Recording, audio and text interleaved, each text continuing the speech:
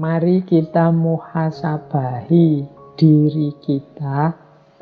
Jangan-jangan masih punya kualitas-kualitas 10 ini.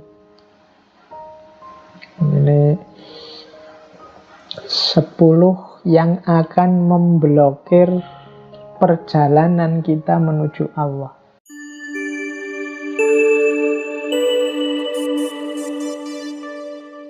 Bismillah. Assalamualaikum warahmatullahi wabarakatuh. Waalaikumsalam warahmatullahi wabarakatuh. Bismillahirrahmanirrahim. Alhamdulillahirabbil alamin. Wa bihi nasta'inu ala umurid dunya waddin.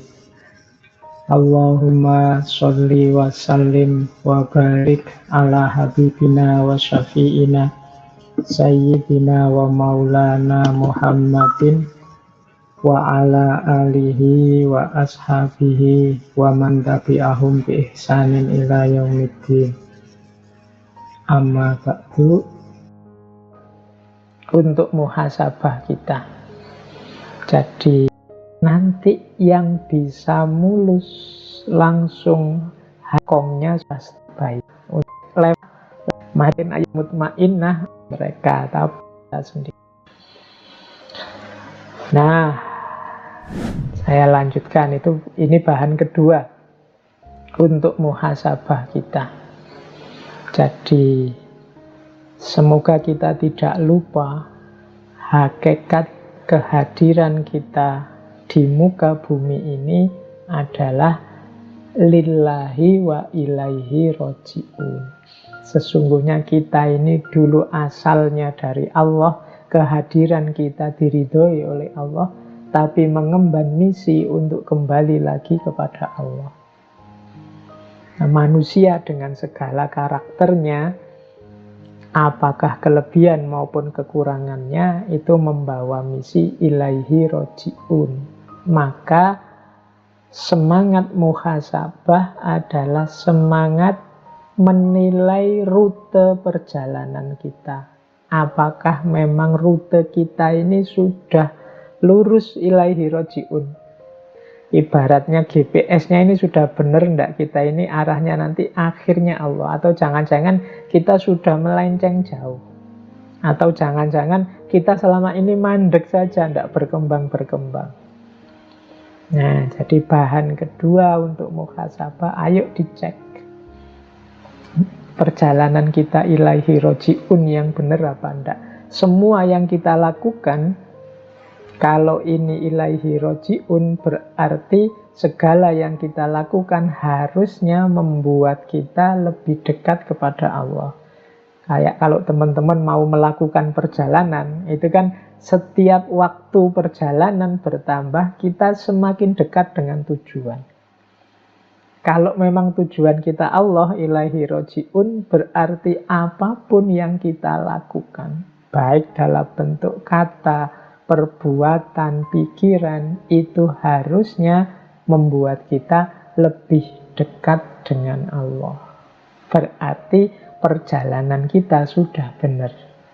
Tapi kalau perjalanan yang kita lakukan malah menjauh dari Allah atau tidak tambah dekat dengan Allah, ya berarti kita salah jalan atau mandek. Nah, bekalnya apa ilaihi roji'un itu di catatan saya ada 4. Ya ini gambar peta lengkapnya, ya manusia itu punya 2 amanah. Yang pertama amanah kehambaan dan amanah kemanusiaan. Menjadi manusia yang baik dan menjadi hamba Tuhan yang baik. Itulah jalan ilaihi roji'un. Yang satu tidak boleh menafikan yang lain. Jadi yang satu dan yang lain saling mendukung. Jadi kehambaan dan kemanusiaan itu seperti 2 sisi mata uang. Kalau kita jadi manusia yang baik, berarti sekaligus saat itu kita juga hamba yang baik. Dan wujud dari seorang hamba yang baik itu manusia yang baik. Jadi ini 2 hal yang satu paket. Makanya Kalau dalam Al-Quran, kalau teman-teman jeli, ayat-ayat ibadah itu selalu nyambung dengan kesalehan sosial, dengan efek kebaikan moral atau kebaikan akhlak kemanusiaan. Nah, silahkan nanti diteliti bagaimana puasa itu punya efek menahan diri, bagaimana sholat itu tanha anil fahsya wal mungkar, bagaimana zakat itu membersihkan harta, dan lain sebagainya. Jadi kehambaan dan kemanusiaan itu satu paket lengkap yang disitulah kita rute yang harus kita tempuh menuju Allah. Bekalnya 4. Jadi yang pertama adalah pengetahuan, yang kedua kesadaran, yang ketiga kebaikan, dan yang keempat perbaikan. Nanti satu-satu saya jelaskan. Kalau pengetahuan jelas, tidak mungkin kita bisa ilaihi roji'un tanpa ilmu. Tetap kita butuh ilmu, butuh pengetahuan, makanya mencari ilmu itu wajib. Tolabul ilmu itu faridotun. Mengapa? Ya, dia jalan utama yang pertama yang harus kita miliki untuk bisa nyampe menuju Allah. Tapi tentunya tidak berhenti di pengetahuan saja. Pengetahuan saja, ya nanti akhirnya hanya memperbanyak koleksi perpustakaan atau memperbanyak bahan debat dan dialog saja. Harus ada kelanjutannya, yaitu kesadaran. Kesadaran itu berarti kemampuan dan kemauan untuk menjalankan pengetahuan tadi. Banyak orang pinter yang tidak sadar. Itu yang membuat kadang orangnya pinter, tapi manifestasi pikiran dan perbuatannya tidak relevan dengan ketinggian ilmunya. Berarti dia kehilangan aspek kesadaran. Jadi banyak yang ilmunya tinggi tapi tidak sadar, maka ilmu itu hanya nyampe di mungkin mimbar-mimbar diskusinya, tapi kelakuannya tiap hari tidak berubah. Maka setelah ada pengetahuan, butuh kesadaran. Saya definisikan tadi, kesadaran itu kemauan dan kemampuan untuk menjalani. Kemudian setelah sadar, ya kebaikan. Kebaikan ini saya terjemahkan ringkas dari amal soleh. Jadi disinilah manifestasi fisik, manifestasi nyata dari pengetahuan dan kesadaran kita. Jadi ya tahu, ya mau, dan akhirnya dijalankan beneran. Nah, ini 3 level pertama: pengetahuan, kesadaran, kebaikan. Nah, yang keempat, ini karena kita tahu bahwa hidup kita ini tidak sempurna, kita ini banyak kekurangan-kekurangan, kita ini banyak kelemahan-kelemahan, maka pengetahuan dan kebaikan yang kita jalani juga sifatnya selalu perlu diperbaiki. Jadi selalu perlu ditingkatkan lagi. Maka ada unsur yang keempat, yaitu perbaikan. Jadi perbaikan ini maksudnya berarti ya kita tidak berhenti merasa diri kita sudah tahu dan sudah benar, baik dalam pikiran maupun perbuatan, tapi kita juga sadar bahwa kita ini perlu ditingkatkan lagi, perlu lebih baik lagi, lebih baik lagi. Makanya di situ yang keempat saya tulis perbaikan. Jadi pengetahuan, kesadaran, kebaikan, dan perbaikan.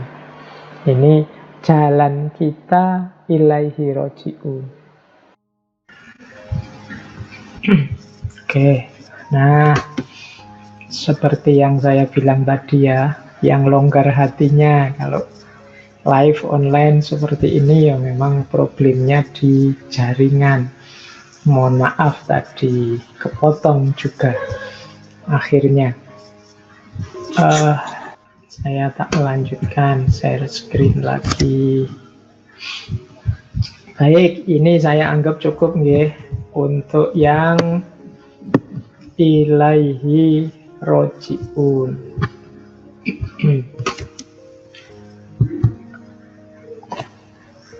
Baik, saya lanjutkan lagi. Ini yang pertama tentang pengetahuan.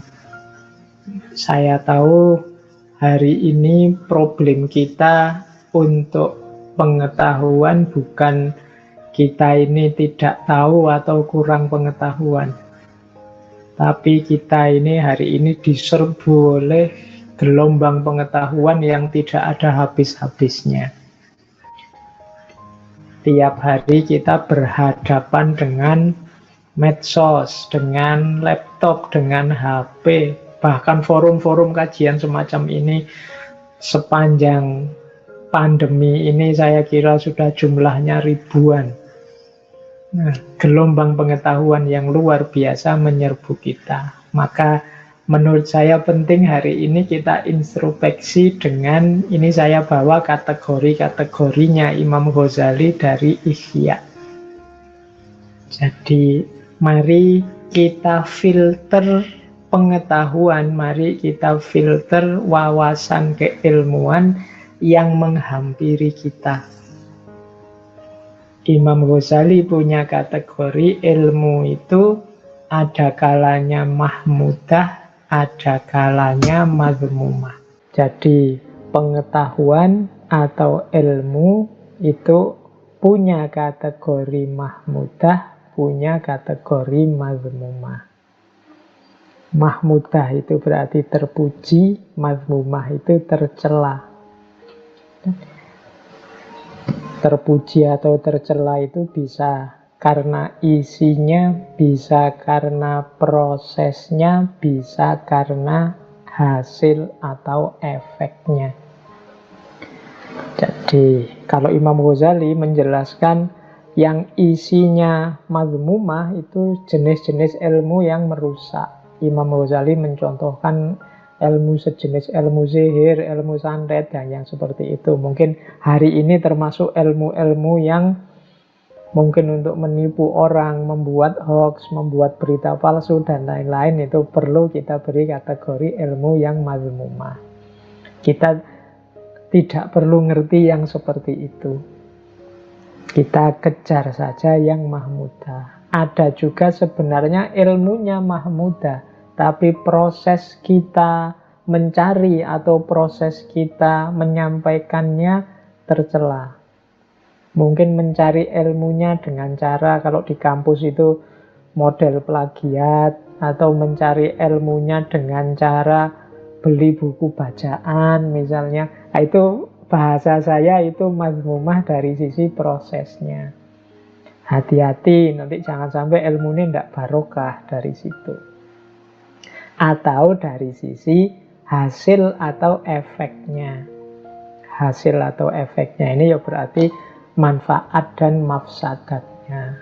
Ilmunya benar, prosesnya benar, tapi ternyata kurang manfaat. Isinya malah merusak. Mungkin penggunaannya tidak tepat. Nah, di situ ada kategori-kategori. Ini saya bahasa Indonesiakan dari Ihya itu. Ada ilmu itu yang diyakini saja, ada yang harus dipahami, ada yang perlu dijalani, atau ilmu untuk dihindari. Yang harus kita jalani apa, yang harus kita hindari apa. Ini juga butuh pertimbangan-pertimbangan keilmuan. Ada juga kategori lain. Imam Ghazali menyebutnya fardu ain atau fardu kifayah. Itu bahasa saya keharusan dan keutamaan.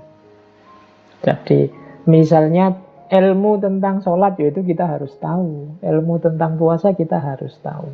Kewajiban kita. Ilmu tentang makan kita harus tahu, kalau tidak makan kan kita bisa mati, tentang kesehatan. Nah, ada juga yang keutamaan-keutamaan.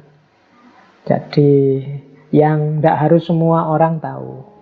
Yang ahli biologi ilmunya mendalam di biologi, yang ahli fisika mendalam di fisika. Itu penting semua, tapi keutamaan-keutamaan. Tidak wajib setiap orang ngerti. Ada juga yang bukan keharusan, bukan keutamaan, tapi kesia-siaan. Kesia-siaan itu kita capek-capek belajar, kita capek-capek mencari ilmu, hanya habis tenaga, habis waktu. Nah, itu kesia-siaan namanya. Tidak ada gunanya sama sekali, tidak ada manfaatnya. Capek-capek lihat debat, lihat diskusi, lihat TV, tapi kok hasilnya apa? Tidak tahu. Malah tambah sumpek, tambah rusak. Itu kesia-siaan. Jadi itu 3 kategori keilmuan versinya Imam Ghazali. Jadi ada yang fardu ain, ada fardu kifayah. Nah, yang terakhir, kalau ini kita mesti ngerti ya, manfaat dan mafsadat. Ilmu itu membawa kebaikan ataukah membawa kerusakan. Ini juga bisa tergantung isinya, bisa tergantung prosesnya. Ada ilmunya baik, tapi digunakan untuk yang jelek-jelek, untuk yang merusak-merusak. Ada juga begitu. Oke, atau Pak, ini ilmunya, isinya sebenarnya merusak kok Pak, saya hanya ingin tahu saja, tidak ada gunanya apa-apa. Jangan-jangan itu hanya buang waktu saja. Kalau memang begitu, jatuhnya nanti kesia-siaan. Nah, kita sendiri yang ngukur. Nah, muhasabah bidang pengetahuan ini, kita pertama-tama harus bertanya, apakah aku sudah punya ilmu tentang apa yang harusnya aku ketahui. Itu yang pertama. Setelah itu baru yang lain, yang keutamaan. Kemudian boleh ditanyakan wawasan-wawasan, upaya-upayaku menambah ilmu selama ini ada ndak sih yang jatuhnya kesia-siaan, atau jangan-jangan hanya merusak pikiranku saja. Saya suka sih ikut di grup sana itu, tapi kok setiap saya baca isinya diskusi ndak karu-karuan, ngerusak pikiranku saja. Nah, itu kita juga harus waspada. Karena pengetahuan yang kita masukkan dalam diri kita, itulah nanti yang jadi patokan, yang jadi standar hidup kita nanti, wujudnya akan seperti apa. Jadi kuncinya ada di pengetahuan yang masuk. Maka jangan sampai yang masuk itu hal-hal yang mazmumah. Alhamdulillah kalau mahmudah. Kita juga harus ngerti mana yang diyakini, mana yang untuk dipahami, mana yang untuk dijalani, dan mana yang untuk dihindari. Yang dihindari pun kita harus tahu, karena jangan sampai harusnya kita hindari, tapi malah kita jalani. Harusnya kita jalani, kita hindari. Ada yang cukup diyakini, tapi ada yang perlu dipahami. Dipahami berarti difikirkan secara mendalam. Ada ilmu khususnya. Tapi ada juga bagian pengetahuan yang cukup diketahui saja.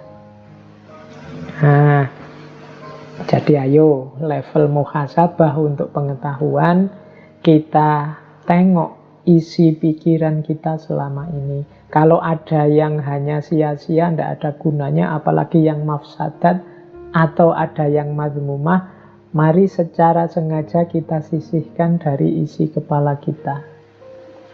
Atau kita menghindar dari situasi yang menyebabkan kita menyerap informasi yang mazmumah, atau pengetahuan yang mafsadat, atau aktivitas ilmu yang sia-sia. Hanya habis biaya, habis tenaga, habis kuota, tapi tidak ada manfaatnya. Jadi ini level muhasabah yang pertama. Tadi kan bekalnya menuju Allah itu yang pertama ilmu atau pengetahuan. Maka ayo kita muhasabai aspek pengetahuan kita sudah benar apa enggak. Kalau pengetahuannya sudah keliru, sudah madmumah, apalagi mafsadat, kemungkinan nanti pengetahuan ini justru akan membawa kita semakin jauh dari Allah. Kita tidak jadi ilaihi roji'un. Ini yang pertama, step pertama, pengetahuan. Kita lanjutkan ke step kedua, kesadaran. Nah, kalau kesadaran ini hubungannya dengan kemauan kita untuk menjalani apa yang kita ambil dari pengetahuan. Nah, kesadaran itu saya bagi 3. Jadi kalau pengetahuan itu bahannya, kesadaran ini wadahnya. Ada isi, ada bentuk, ada manifestasi. Silahkan dilihat gambarnya itu. Jadi mari membangun kesadaran. Ayo kita tengok diri kita. Kesadaran kita itu isinya seperti apa, bentuknya apa, manifestasinya bagaimana. Kita bahas pertama ya, isi. Ini saya membedakan isinya kesadaran itu bisa 3. Yang pertama basyariyah, yang kedua insaniyah, yang ketiga ilahiyah.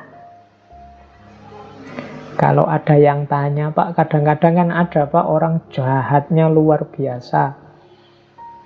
Itu apa tidak masuk juga di situ kesadaran hayawaniyah misalnya? Enggak.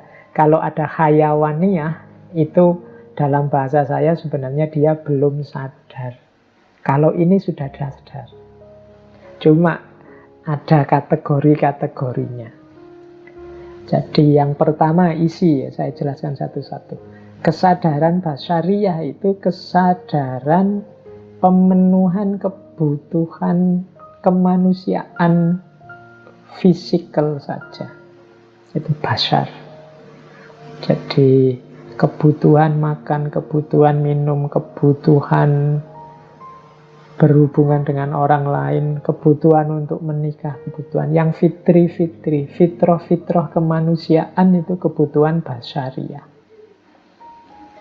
Nah, tidak salah orang punya kesadaran basyariyah, tapi tidak boleh melampaui batas. Jadi kalau melampaui batas, jadinya negatif. Makan itu bagus, kurang makan atau kebanyakan makan jelek. Jadi menikah itu utama, seks itu bagus, tapi berlebihan di situ atau kekurangan di situ itu negatif. Jadi ini kesadaran basyariyah. Orang tidak boleh berhenti di situ saja harusnya. Tapi itu harus dilewati basyariyah itu. Tidak boleh orang, Pak, saya demi hidup untuk Allah saja saya tidak menikah, Pak. Atau saya tak puasa terus, Pak. Atau saya tak sholat malam terus, Pak. Tidak manusiawi. Kalau tidak manusiawi, bahkan oleh Rasulullah dimarahi. Itu nanti kan ada hadisnya, faman rohiba an sunnati falaisa minni. Wong Rasul juga menikah, Rasul juga tidur, dan juga sholat malam, Rasul juga puasa dan juga buka puasa. Jadi ini kesadaran basyariyah, dipenuhi secukupnya dan jangan berhenti di situ. Orang yang berhenti di kesadaran basyariyah, ya level kemanusiaan dan level ketuhanannya tidak tergarap. Fokusnya hanya isi perut, ingin sukses dan berhasil di level kategori-kategori pemenuhan kebutuhan. Biasanya terus berlebihan di situ. Itu level kesadaran basyariyah.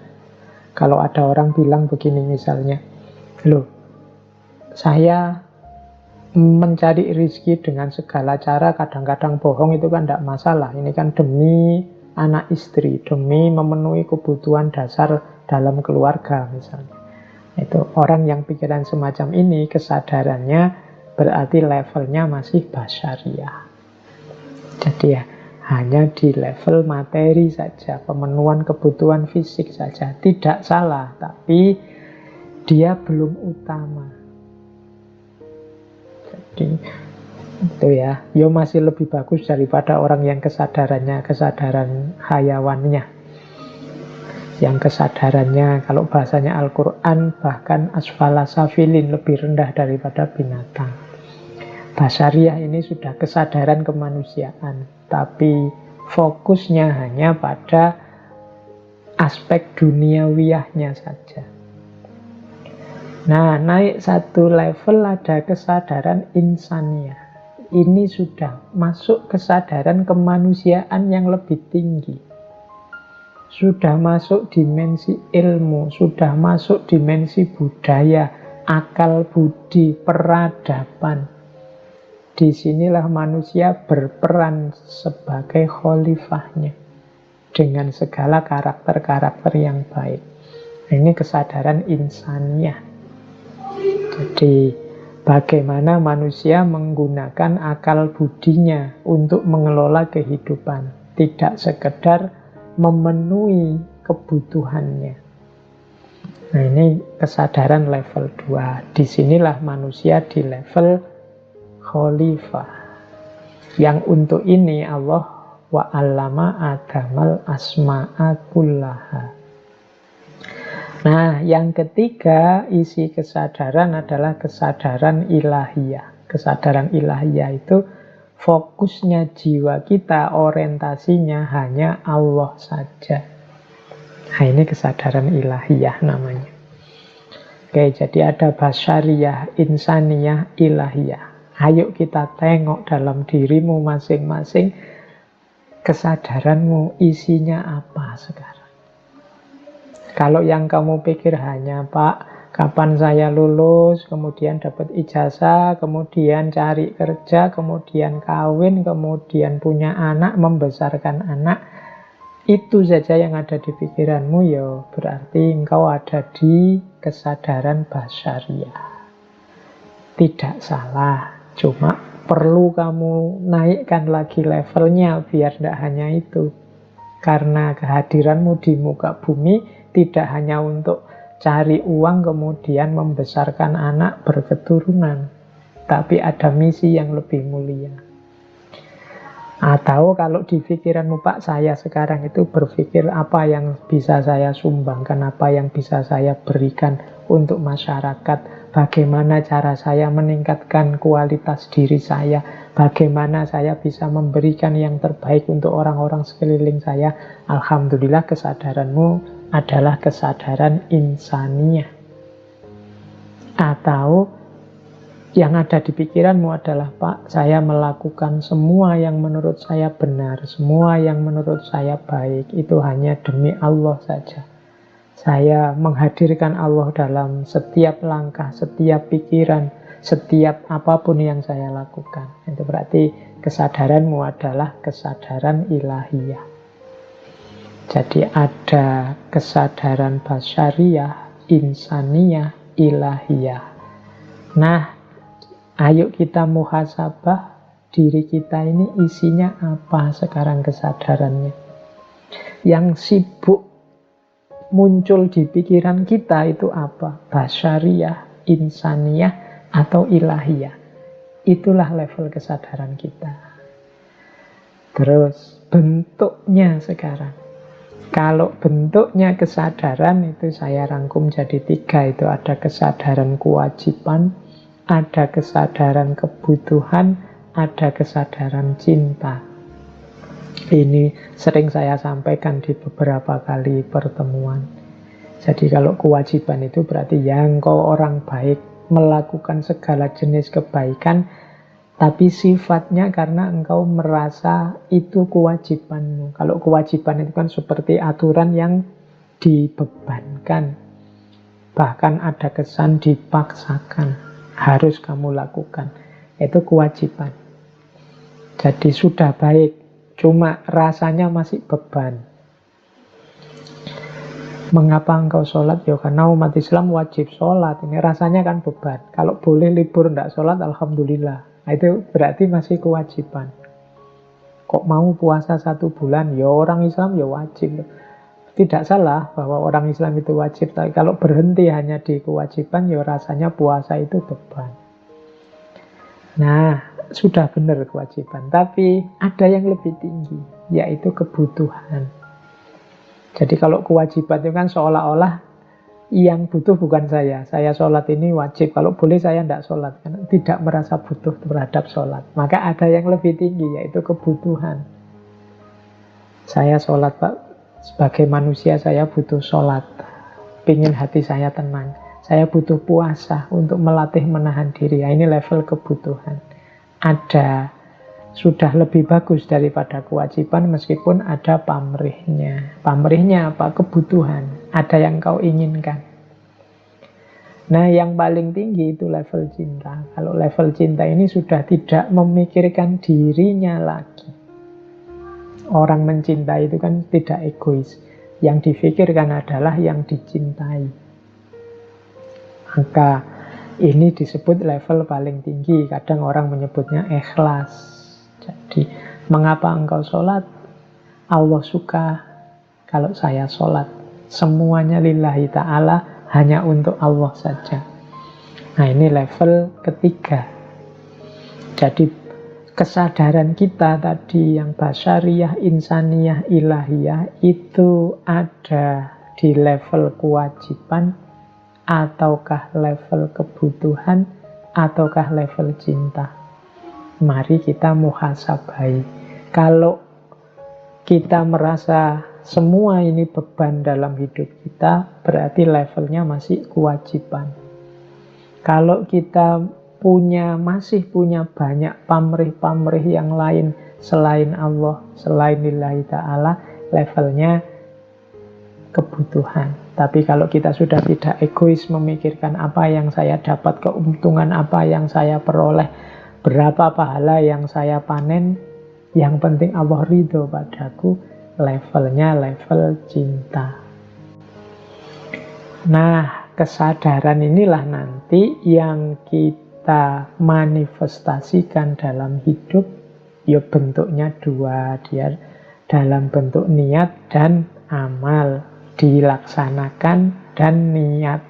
Kalau orang kewajiban, niatnya ya level kewajiban. Kalau orang kebutuhan, niatnya level kebutuhan. Saya sedekah biar dapat balasan dari Allah 70 atau 700 kali lipat. Itu levelnya level kebutuhan.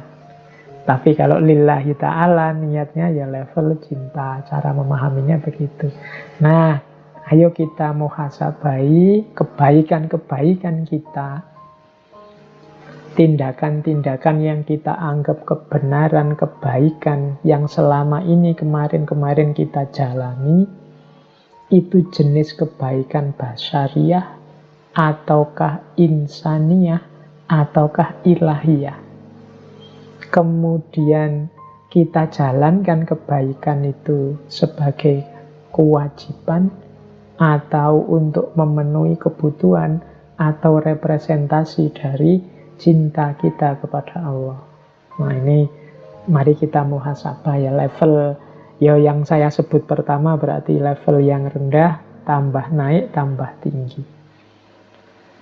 Kalau yang kejahatan, keburukan, ya tidak kita sebut di sini. Kalau teman-teman masih menemukan keburukan, ya berarti itu pertama-tama yang harus dibersihkan. Tidak saya bahas, berarti itu levelnya belum sadar. Makanya butuh pengetahuan. Kalau orang sudah tahu, biasanya sadar. Nah, saya lanjutkan biar tidak berlama-lama. Kalau sudah sadar kan terus dijalani kebaikan. Kalau ini aktivitas konkretnya. Yang tadi pengetahuan aktivitas inteleknya, kesadaran aktivitas batinnya. Nah, sekarang konkretnya. Kadang-kadang kita menyebut ini dengan istilah amal soleh. Nah, ini saya kategori-kategori. Semoga tidak lama menjelaskannya ya. Ini khawatirnya kemalaman ini nanti. Oke, teman-teman perhatikan kotak-kotak yang saya bikin itu ya. Saya jelaskan ringkas-ringkas, singkat. Semoga bisa ditangkap. Kategori itu jenisnya berarti ya. Kebaikan itu kategorinya dua. Ada kebaikan lahiriah, ada kebaikan batiniah. Ini dua jenis sebenarnya, tapi kalau menurut saya satu paket. Lahiriah dan batiniah itu satu paket seperti dua sisi mata uang. Amal soleh kita yang lahiriah itu tidak bernilai kalau tidak diiringi oleh batin yang juga soleh. Sebaliknya, batin yang soleh itu tidak ada artinya kalau tidak ada manifestasi lahiriahnya. Misalnya, sedekah itu kan lahiriah, membantu orang lain. Tapi kalau batinnya tidak ikut mewarnai, misalnya dengan ikhlas, tanpa pamrih, maka sedekah tadi nilainya jatuh. Mungkin jadinya hanya untuk riak, mungkin jadinya sumber kesombongan karena kehilangan aspek batinnya yaitu ikhlas. Itu contoh bagaimana lahiriah tergantung batiniah atau batiniah. Apa wis batinnya misalnya Pak, saya itu orang yang dermawan loh Pak. Itu batin yang baik kan. Tapi batinmu yang baik, yang kamu klaim sebagai dermawan itu tidak ada gunanya kalau tidak ada bukti bahwa kamu suka berbagi dengan orang lain secara lahiriah. Pak, saya itu muslim yang baik loh Pak, sayang dengan saudara. Oh, itu kan kualitas batin. Tapi kualitas batin ini kan nanti pasti kelihatan di level lahiriahnya. Kalau engkau memang penyayang dengan saudaramu, engkau muslim yang baik, yang menjaga ukhuwah misalnya, keluarnya pasti tidak mungkin isinya caci maki, tidak mungkin isinya fitnah, tidak mungkin isinya saling mencari kesalahan. Nah, ini batiniah yang termanifestasikan dalam lahiriah. Makanya saya sebut meskipun dua jenis yang berbeda, amal soleh yang lahiriah dan batiniah, tapi ini seperti dua sisi mata uang yang saling menyempurnakan. Jadi sama ya Pak. Kan sering saya ilustrasikan seperti teman-teman kalau sedang jatuh cinta itu loh. Batinnya cinta. Cuma kan orang akan menganggap omong kosong kalau katanya cinta tapi WA tidak pernah dibales, katanya cinta tidak pernah apel, katanya cinta yang sana sakit kok tidak jenguk. Itu kan lahiriahnya menentukan juga. Atau sering WA-an, sering apel, sering nganter kemana-mana, neraktir, tapi di batinnya tidak ada cinta sebenarnya. Itu juga kan sia-sia. Nah, jadi lahiriah dan batiniah itu satu paket lengkap dalam konstruksi amal kebaikan. Nanti ini di level muhasabah, untuk kebaikan-kebaikan yang kita lakukan sudah utuh dan sempurna apa belum. Amal-amalku yang lahiriah ini sudah didukung oleh sikap batin yang benar apa belum. Ketika aku mengajar misalnya, mungkin di antara teman-teman ada yang ustadz atau guru atau dosen di kampus, ini batinku isinya apa? Apakah mengajar yang mulia itu ternyata batinku bunyinya adalah ini hanya sekedar mencari uang, ini hanya profesi, ini hanya kewajiban, kalau bisa ya tidak seperti ini. Ini akan menentukan kualitas apakah ngajar kita itu memang benar-benar mulia atau tidak. Ya, jadi itu yang pertama. Jadi amal soleh, mari kita muhasabai. Ini sudah lengkap lahir batinnya apa belum? Yang kedua, ketika kita melakukan amal kebaikan, ada banyak variabelnya. Salah satu variabel kurang, maka berkurang juga kesolehan atau kebaikannya. Di catatan saya ada 1, 2, 3, 4, 5, 6, 7 variabel. Semoga tidak ada yang komentar, wah berarti amal baik itu berat ya Pak. Enggak, ringan. Asal kita mau saja kita sudah bisa sebenarnya. Hanya saja kadang-kadang memang banyak blokernya, banyak yang menghalangi kita ke sana. Jadi yang pertama, amal baik itu ditentukan niatnya. Kemudian yang kedua, kalau niat ini jelas ya, saya tidak perlu menjelaskan. Niatnya jelek ya akan merusak semua amal. Faman kana hijratuhu, kalau di hadis itu kan ila imro'atin yang kikuhab, untuk mungkin niatnya biar dapat pasangan perempuan, atau niatnya dunia yusibuha, supaya dapat dunia, dapat banyak harta, atau dapat, dan bukan karena Allah, ya nanti hanya itu yang dia dapat. Jadi niat menentukan hasil. Tapi jangan berhenti di niat yang baik saja. Butuh selanjutnya kaifiyat. Kaifiyat itu caranya. Tidak cukup niat baik, butuh juga cara yang baik. Nah, jadi niatnya membantu, aktivitasnya sedekah, tapi caranya sambil menyakiti.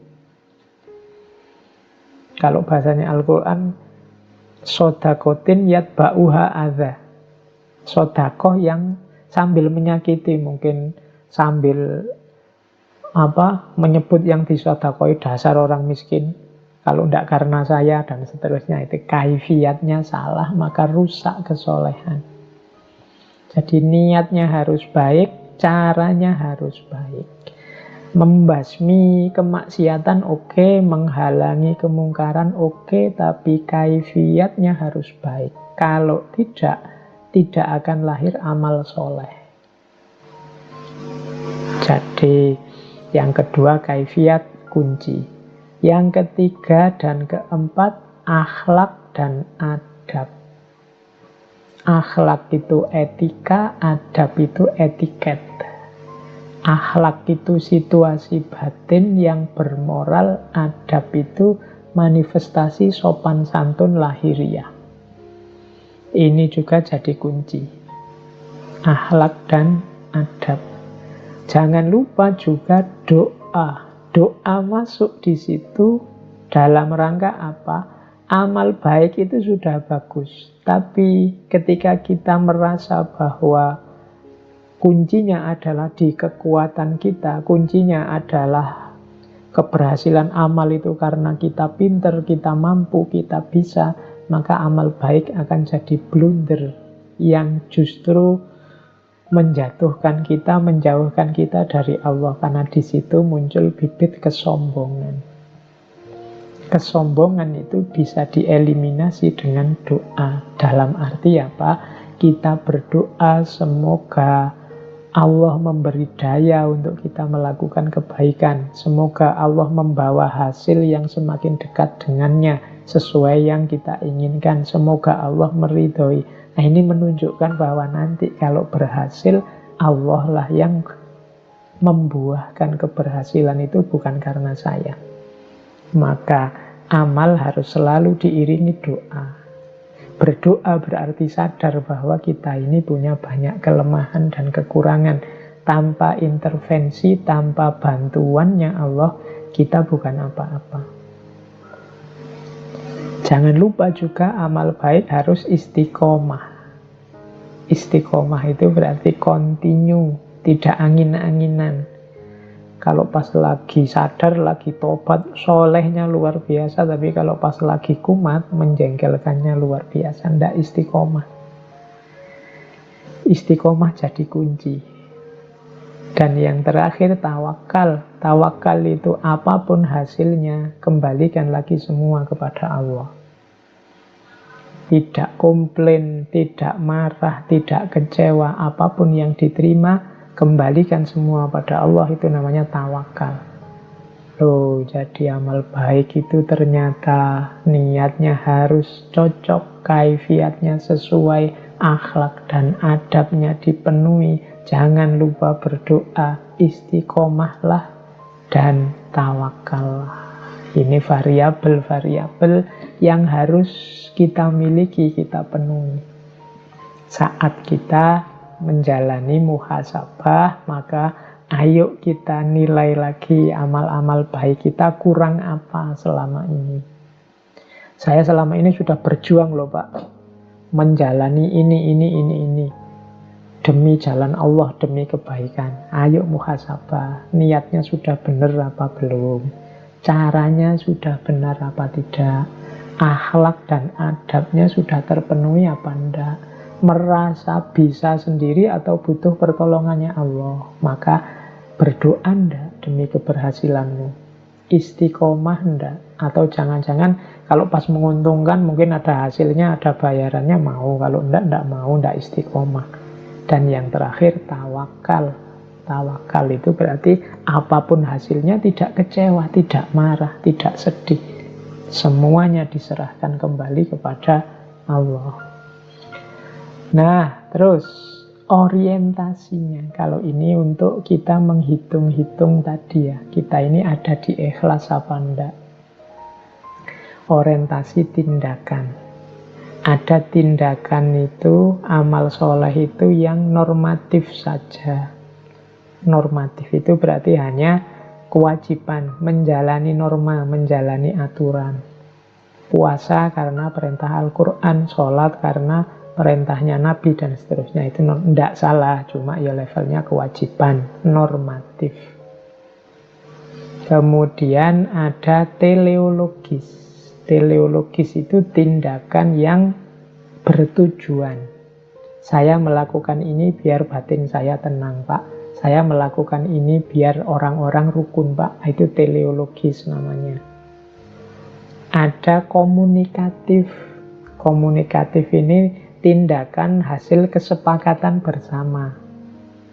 Ya kalau dalam agama misalnya, saya pakai kunut, Pak, karena saya ikut mazhabnya ini. Dan di mazhab ini pakai kunut kalau sholat. Nah itu tindakan bersama namanya, tindakan komunikatif. Ada tindakan yang dramaturgik. Dramaturgik itu tindakan yang sifatnya ingin membangun citra. Makanya istilahnya drama. Pak, saya ingin jadi orang soleh, Pak. Maka membentuk diri biar kelihatan seperti orang soleh. Rajin ke masjid, kemudian kemana-mana pakai sarung, pakai kopiah, pakai sajadah, biar dianggap santri dan lain sebagainya. Itu dramaturgi, tidak salah.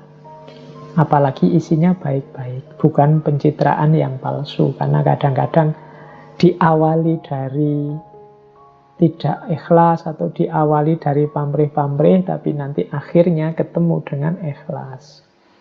Yang terakhir adalah ketulusan. Tidak lagi drama, tapi memang lillahi ta'ala.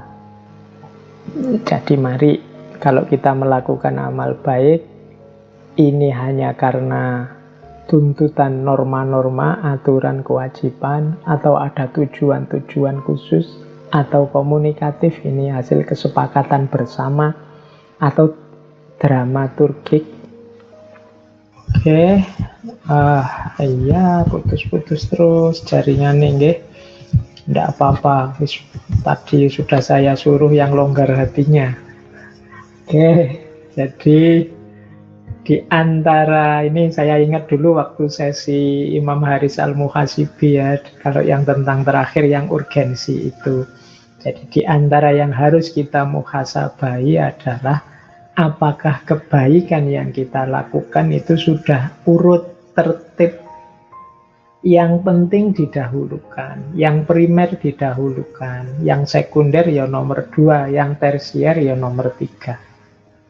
Kadang-kadang kita itu sering ngurusi yang tidak penting-penting. Yang penting malah kelewatan.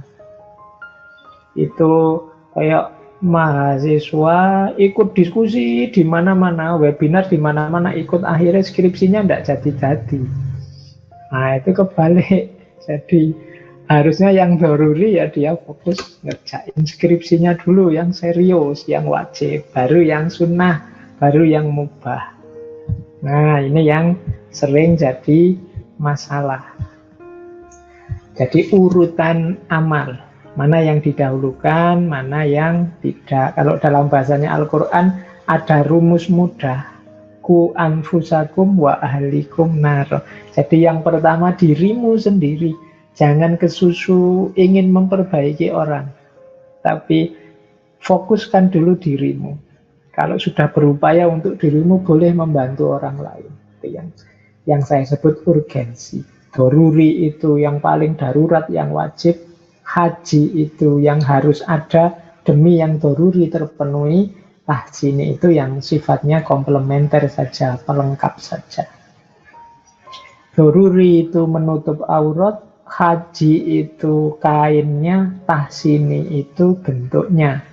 Boleh sarung, boleh celana, itu kalau di usul fikih. Tapi kalau dalam amal perbuatan, ya mana yang harus kita dulukan. Oke, terus ini waktunya sudah mepet. Nah, sekarang kita masuk ke perbaikan. Kebaikan kita itu ada batasnya. Karena kita ini lemah, kekurangan, dan penuh keterbatasan. Orang yang tidak sadar perbaikan ini biasanya terus dia mandek di amal soleh tadi. Dia merasa sudah baik. Padahal ada kelanjutannya. Setelah kebaikan masih harus ada perbaikan. Mengapa kita harus perbaikan? Karena kita itu tidak mesti benar, tidak mesti baik. Orang sering lupa. Jadi yang paling akhir ini yang paling sering dilupakan, yaitu aspek perbaikan. Kenapa kita itu harus sadar kita itu lemah, kurang, terbatas. Bahkan yang kemarin kita anggap benar, bisa jadi besok atau lusa tidak relevan lagi sebagai kebenaran. Dulu sebelum corona, sebelum pandemi, itu silaturahmi itu utama. Tapi setelah pandemi ini ya jangan banyak silaturahmi, kita disuruh jaga jarak. Jadi dulu itu kan keakraban, kedekatan. Kalau sholat di masjid, itu kan rapatkan barisan. Itu kebenaran zaman itu, sebelum pandemi. Imamnya sampai, ayo yang rapatkan barisan. Tapi begitu ada pandemi, kebenaran rapatkan barisan itu kan sudah tidak relevan. Situasinya tidak mendukung. Disinilah gunanya kita masuk ke level perbaikan ini, yang sifatnya terus-menerus. Makanya setelah kesadaran kelemahan kita ada taklim, iktibar. Taklim itu belajar terus, iktibar itu mengambil pelajaran dari peristiwa yang kita alami sehari-hari. Setelah itu muhasabah, menghitung loh hasilnya taklim sama iktibar, itu nanti jadi bahan muhasabah. Nah, dari situ kita terus taubat, tazkiyatun nafas. Kita bersihkan yang keliru-keliru, kita singkirkan yang tidak cocok. Kalau sudah bersih, kita jalankan yang lebih baik. Itu yang saya sebut islah. Amal baik, orangnya disebut muslih, yang melakukan perbaikan. Jadi kita ini harus selalu jadi selain mukmin, kita juga harus muslih, orang yang melakukan kesolehan, melakukan islah.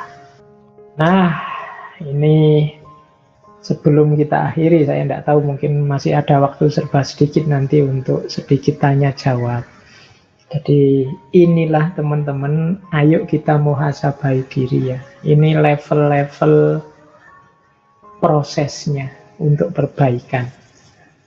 Jadi yang paling dasar tetap ya dosa. Masih banyak tidak dosa-dosa yang kita lakukan. Jadi level perbaikan yang ini adalah tentang dosa yang paling dasar. Kalau masih banyak dosa ya berarti kita masih harus sibuk membereskan tentang dosa ini. Nah, setelah dosa beres, dalam arti kita bukan orang yang banyak melakukan dosa, atau tidak ada lagi dosa-dosa yang secara sengaja serius kita lakukan. Mungkin ada yang kecil-kecil tidak sengaja. Berarti kita sudah sukses di level perbaikan pertama. Mari naik satu level lagi. Yaitu apa? sirna segala keterikatan di luar diri. Ini saya pakai kata-kata sirna, biar teman-teman tidak terlalu merasa tinggi. Kalau dalam bahasa Arab itu biasanya pakai istilah fana. Jadi fana itu sirna. Makanya fana fillah itu orang yang sirna di dalam Allah. Nah, ini level-levelnya fana. Fana paling dasar adalah sirnanya segala dosa. Setelah itu apa? Sirnanya segala keterikatan duniawi di luar diri.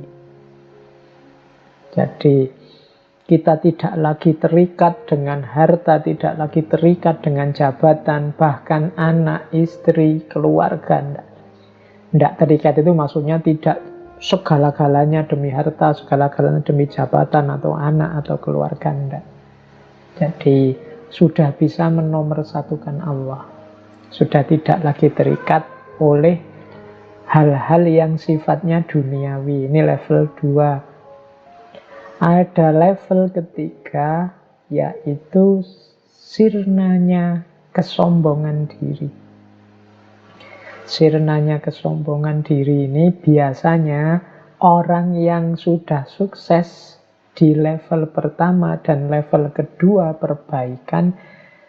Begitu dia sukses, wah saya sudah tidak banyak dosa lagi, saya sudah tidak terikat lagi dengan hal-hal yang duniawi. Kemudian dia merasa, alhamdulillah aku sukses, aku bisa, aku mampu. Berarti aku ini hebat, berarti aku ini orang pilihan, berarti aku ini orang yang besar, berarti macam-macam. Itu biasanya tantangan selanjutnya adalah dirinya sendiri atau ego. Jadi, nah, setelah mengalahkan dosa-dosa kegelapan, kemudian mengalahkan dunia di sekelilingnya, kemudian yang ketiga adalah mengalahkan egonya. Baru kemudian puncaknya adalah semuanya sirna kecuali Allah saja. Semuanya tidak penting kecuali Allah. Yang nomor satu dalam hidup, satu-satunya adalah Allah saja. Nah, ini level yang keempat, perbaikan. Jadi kalau sudah sampai yang atas itu, yaitu nanti makom paling tinggi kalau dalam dunia tasawuf. Saya tidak tahu teman-teman ada di level mana, tapi semoga kita sudah memulai muhasabah diri untuk melakukan perbaikan-perbaikan step by step. Apakah itu di level dosa, ataukah di level keterikatan, ataukah di level kesombongan, ataukah di level ego diri kita sendiri di hadapan Allah. Baik, yang terakhir, ini yang paling akhir adalah, ini kalau bahasa saya spiritual blocker. Jadi ini mari kita muhasabahi diri kita. Jangan-jangan masih punya kualitas-kualitas 10 ini. Ini 10 yang akan memblokir perjalanan kita menuju Allah. Inilah nanti di antara penghalang kita saat kita ilaihi roji'un. Yang pertama apa, teman-teman? Menunda-nunda. Jadi menunda-nunda itu adalah tidak segera menjalankan kebaikan meskipun sudah paham, sudah punya niat, tapi masih nanti saja atau nanti dulu. Jadi iya Pak, saya paham sih Pak, saya ngerti sih Pak, saya ikut ngaji sudah lama, sudah ngerti macam-macam. Nanti sajalah Pak dijalani. Saya pengen nanti Pak kalau saya sudah tua itu nanti melakukan suluk, masuk torekot, jadi sufi, pokoknya nunggu nanti, semuanya nanti.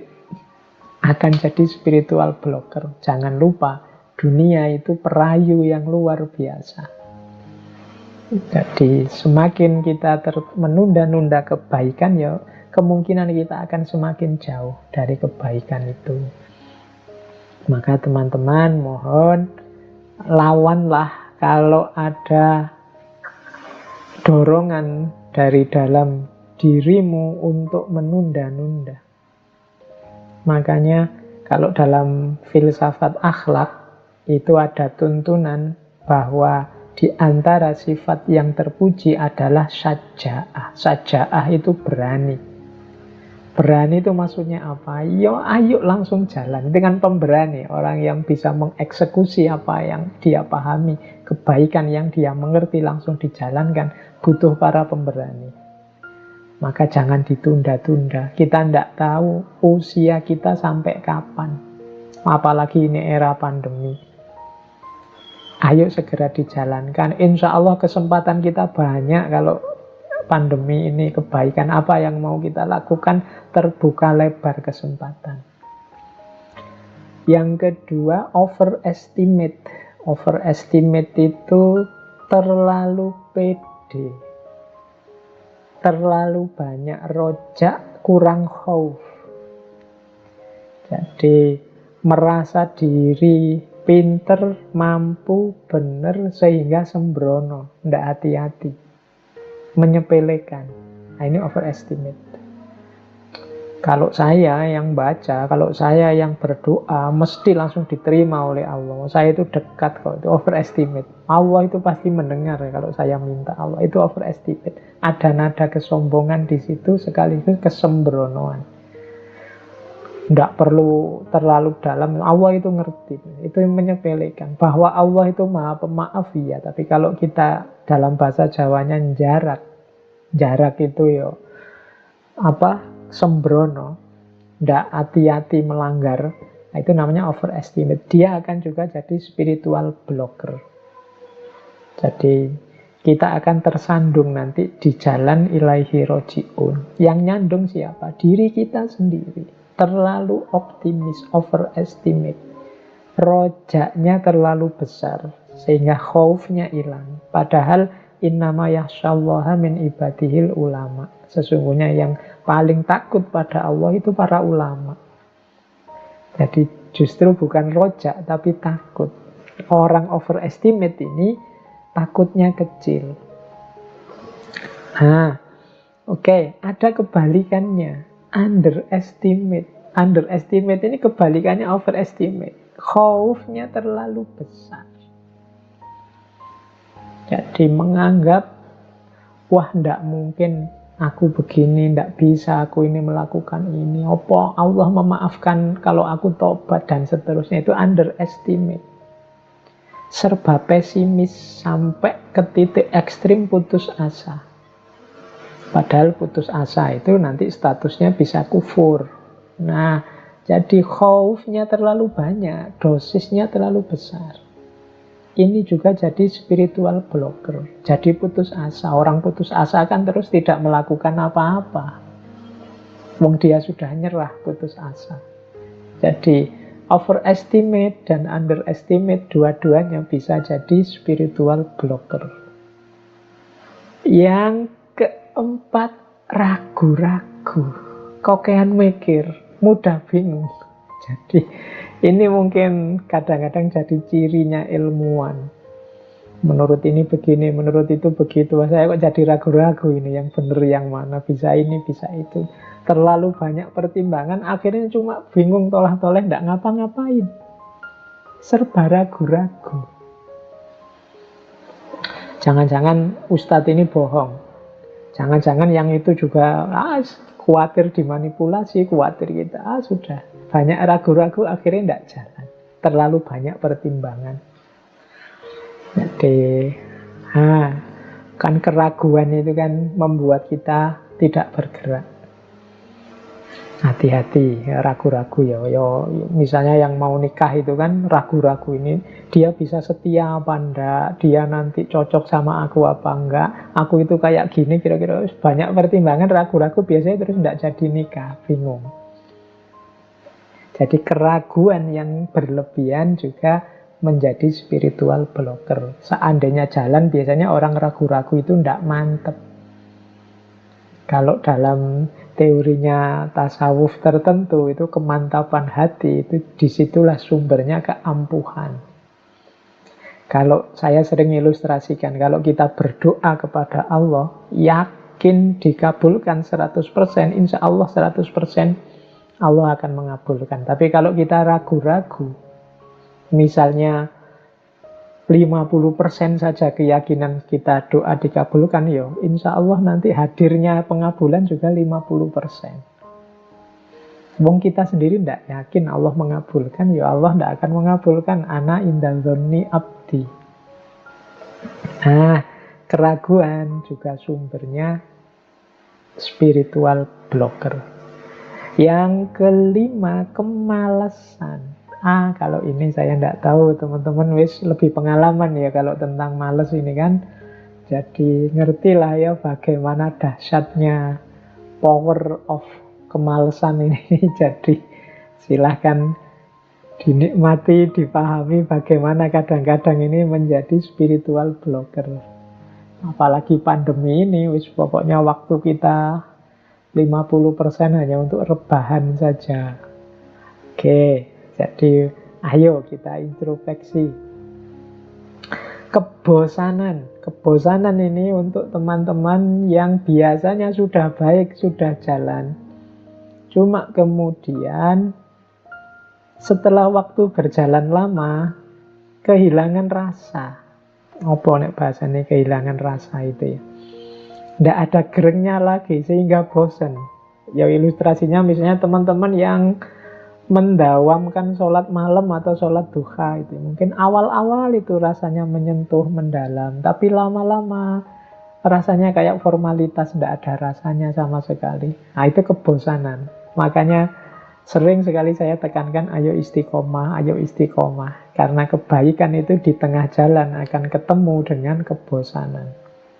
Ketika kita mendawamkan, mengistiqomai lawan ini. Karena dia juga akan jadi spiritual blocker.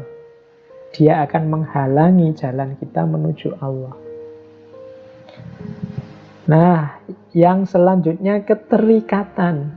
Kalau ini tidak harus saya jelaskan detail. Di banyak sesi sudah saya jelaskan bagaimana semakin kita terikat oleh banyak hal, ya semakin kita tidak akan fokus untuk kembali kepada Allah ilaihi roji'un. Kemudian yang ke-8, pamrih duniawi. Ini juga sama seperti keterikatan. Targetnya hanya duniawi. Jadi capek-capek tahajud, targetnya adalah biar kaya. Targetnya adalah biar dapat istri cantik. Targetnya adalah biar lulus ujian. Ya sampai di situ saja perjalananmu. Kalau hanya pamrih keduniaan. Kemudian kurang bersyukur. Isinya sambat, isinya mengeluh. Ini jadi spiritual blocker. Pandemi ini saya lihat orang itu isinya mengeluh semua. Orang lupa bahwa ya mungkin di satu dimensi kehidupan kita yang ini itu isinya bencana.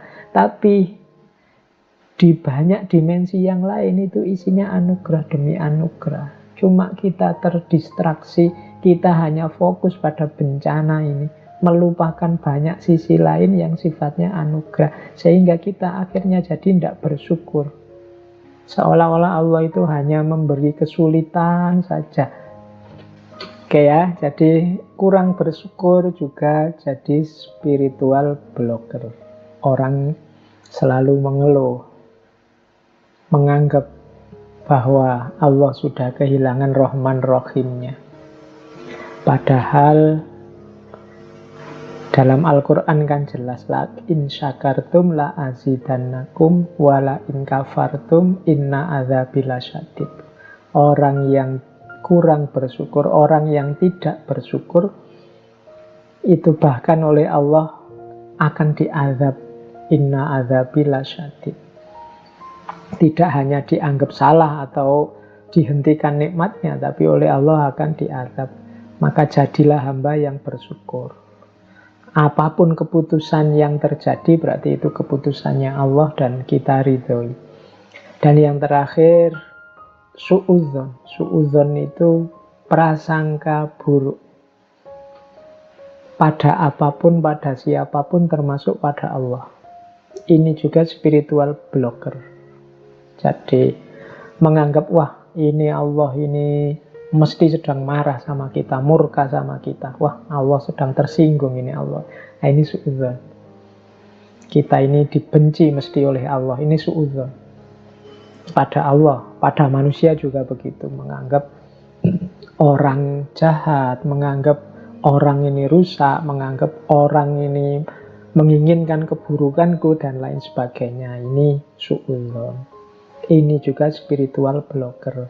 Jadi teman-teman, di antara bahan muhasabah untuk besok malam, itu menurut saya antara lain, ayo sifat-sifat yang menunda atau menghalangi perjalanan kita menuju Allah, yang seperti saya sebut 10 ini, kira-kira hidup tidak dalam diri kita. Kalau ada, ayo berjuang untuk membersihkannya.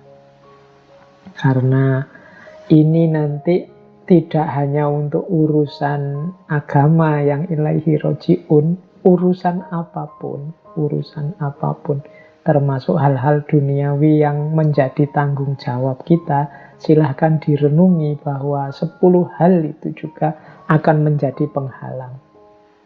Studimu misalnya, bagi yang masih mahasiswa, kalau kalian masih punya sifat menunda-nunda, terlalu pede atau pesimis, atau ragu-ragu, atau males, atau bosenan, atau kamu sibuk dengan yang lain, terikat dengan yang lain, atau kamu punya pamrih-pamrih target-target yang di luar studimu, atau kamu komplain terus, kurang bersyukur, apalagi suudzon, ya studimu akan susah selesai. Itulah spiritual blocker menurut saya. Maka silahkan dimuhasabai. Kalau saya bilang tadi, yang saya sampaikan malam hari ini ya cuma wadah-wadahnya, kerangka-kerangkanya. Teman-teman nanti yang mengisi sesuai situasi masing-masing.